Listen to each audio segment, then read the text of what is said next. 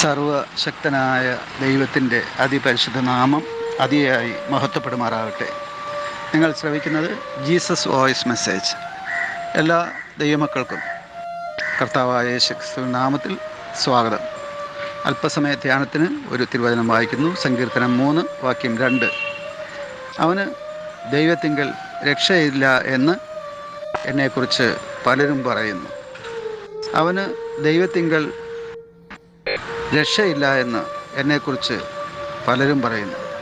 കർത്താവിൽ പ്രിയരെ, നാം വായിച്ചു കേട്ട 3-ാം സങ്കീർത്തനം 2-ാം വാക്യത്തിൽ അവന് ദൈവത്തിങ്കിൽ നിന്ന് രക്ഷയില്ല എന്ന് എന്നെക്കുറിച്ച് പലരും പറയും എന്നാണ് നാം കാണുന്നത്. സങ്കീർത്തനക്കാരൻ ഇവിടെ തന്നെക്കുറിച്ച് പലരും പറയുന്ന പ്രസ്താവനയാണ് പ്രസ്താവിക്കുന്നത്. നമ്മെക്കുറിച്ച് പലരും പലതും പറയും, എന്നാൽ അതെല്ലാം യാഥാർത്ഥ്യമല്ല. അത് നാം ആദ്യം തന്നെ അറിഞ്ഞിരിക്കേണ്ടതാണ്.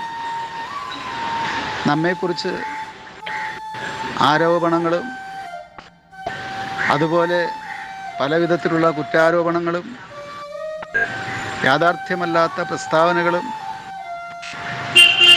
നമ്മെ വേദനിപ്പിക്കുന്ന, നമ്മെ ഈ ലോകത്തിൽ നിന്നും നീക്കം ചെയ്യുവാൻ പോലും പ്രേരിപ്പിക്കുന്ന പല പദങ്ങളും പലരും വാക്കുകളെന്ന അമ്പിനാൽ എയ്തുവിടാൻ സാധ്യതയുണ്ട്. എന്നാൽ അതെല്ലാം നാം വിശ്വസിക്കേണ്ടതില്ല. നാം എന്താണ് വിശ്വസിക്കേണ്ടത്? നാം വിശ്വസിക്കേണ്ടത് ദൈവത്തെയാണ്. നാം വിശ്വസിക്കേണ്ടത് ദൈവത്തിൻ്റെ ശബ്ദത്തെയാണ്, ദൈവത്തിൻ്റെ വചനത്തെയാണ്. ദൈവത്തിൽ വിശ്വസിക്കുകയും ദൈവവചനം വിശ്വസിക്കുകയും ആ ദൈവസ്വരം, ആ ദൈവശബ്ദം നാം അനുദിനം ശ്രവിക്കുകയും അത് നമ്മുടെ ഹൃദയത്തിൽ സംഗ്രഹിക്കുകയും ചെയ്താൽ ഈ പലരും പറയുന്നത് കേട്ട് നാം ഭ്രമിച്ചു പോകുകയില്ല. നാം പലപ്പോഴും കേൾക്കുന്ന വാർത്തകളിൽ ഒന്നാണ്, ഒരു വ്യക്തി പറഞ്ഞ ഒരു വാക്കിന്, ആ വാക്കിൻ്റെ മൂർച്ച ചിലരെ ആത്മഹത്യയിലേക്ക് പോലും തള്ളിവിട്ടിട്ടുണ്ടെന്ന്. ഇവിടെ നാം മനസ്സിലാക്കേണ്ടത്, നമ്മെ അറുപ്പാനും മുടിപ്പാനും നശിപ്പിക്കുവാനുമാണ് പിശാച് എപ്പോഴും സംസാരിക്കുന്നത്. പിശാചിൻ്റെ ഉദ്ദേശം നമ്മുടെ രക്ഷയല്ല, നമ്മുടെ അനുഗ്രഹമല്ല, നമ്മുടെ ആശീർവാദവുമല്ല, നമ്മുടെ നാശമാണ്. അതുകൊണ്ട് തന്നെ പിശാച് ചിലരുടെയെങ്കിലും മനസ്സിലും ഹൃദയത്തിലും അധരങ്ങളിലും നാവിലും കൂടി സംസാരിക്കാറുണ്ട്. അവന് ദൈവത്തെങ്കിൽ രക്ഷയില്ല, അവനിനി എന്താണുള്ളത്, അവന് ഈ ലോകത്തിൽ ആശ്രയിക്കുവാൻ, അവനെ സ്നേഹിക്കുവാൻ, അവനെ കരുതുവാൻ, അവന് എന്തെങ്കിലും നൽകുവാൻ, അവനെ ചേർത്ത് പിടിക്കുവാൻ അവനാരുമില്ല. ഇങ്ങനെയൊക്കെ നമ്മെക്കുറിച്ച് പിശാച് പറഞ്ഞ് നമ്മെ നിരാശ എന്ന പടുകുഴിയിലേക്ക് തള്ളിയിടുവാൻ പിശാച് ചിലരെയൊക്കെ ഉപയോഗിക്കാറുണ്ട്. അപ്രകാരമുള്ള ഒരു സംഭവമാണ് നാം കുറി വാക്യത്തിൽ വായിച്ചു കേട്ടത്. ഇവിടെ സങ്കീർത്തനക്കാരനെ കുറിച്ച് ചിലർ പറയുകയാണ്, അവന് ദൈവത്തിങ്കൽ നിന്ന് ഒരു രക്ഷയുമില്ല. ഇത് ഒരാൾ മാത്രമല്ല പറയുന്നത്, പലരും പറയുകയാണ്. എന്നാൽ ഈ സങ്കീർത്തനക്കാരൻ അതെല്ലാം അങ്ങ് അപ്പാടെ വിശ്വസിച്ചില്ല. ഒരുപക്ഷെ അതെല്ലാം അപ്രകാരം വിശ്വസിച്ചുവെങ്കിൽ ഈ സങ്കീർത്തനക്കാരൻ നശിച്ചു പോകാൻ സാധ്യതയുണ്ടായിരുന്നു.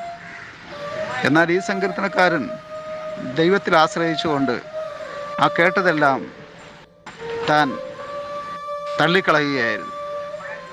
അതുകൊണ്ടാണ് ഈ സങ്കീർത്തനക്കാരന് രക്ഷ ലഭിച്ചത്. നശിച്ചു പോകേണ്ട പല സാഹചര്യങ്ങളും നമ്മുടെ ജീവിതത്തിൽ വരുവാൻ തക്കവണ്ണം ശത്രു പലരിലൂടെ പല കെണികൾ വിരിക്കുവാനിടയാകും. അവിടെ നാം വളരെ ജാഗ്രത പാലിക്കേണ്ടതാണ്. ഇതുകൊണ്ടാണ് സദൃശവാക്യങ്ങളിൽ പറയുന്നത്, നിൻ്റെ എല്ലാ വഴികളിലും അവനെ ധ്യാനിച്ചു കൊള്ളുക എന്ന്, അഥവാ അവനെ നനച്ചു കൊള്ളുക എന്ന്. ദൈവത്തെ ധ്യാനിക്കുന്ന, ദൈവത്തെ നനച്ചുകൊള്ളുന്ന, ദൈവത്തിൽ വിശ്വസിക്കുന്ന, ദൈവത്തോട് പ്രാർത്ഥിക്കുന്ന, ആ ദൈവത്തെ ആരാധിക്കുന്ന, ആ ദൈവത്തിൻ്റെ മാർഗം വിട്ടു നടക്കാത്ത ഒരു ദൈവ പൈതലിനെ നശിപ്പിക്കുവാൻ പിശാച് ആരിലൂടെ സംസാരിച്ചാലും സാധിക്കുകയില്ല. ഇതാണ് നാം വിശ്വസിക്കേണ്ടത്. ആമേൻ, ആമേൻ.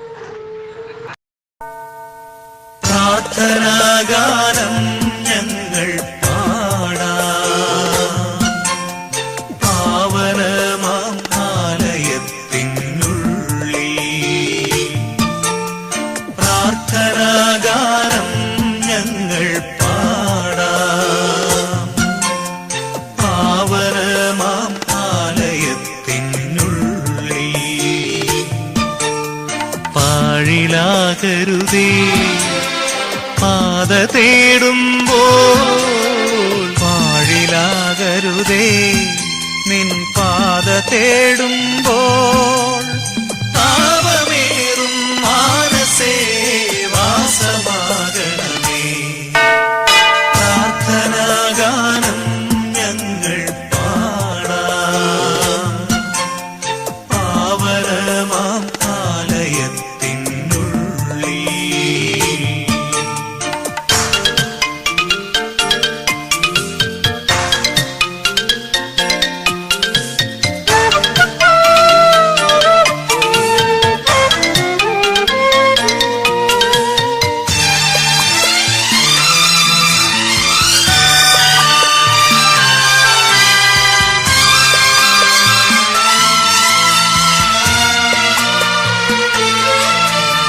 സാന്ത്വനം കേൾക്കുവാൻ നായക ദേവാസാദരം ദീപമേന്തി നിന്നിടാ.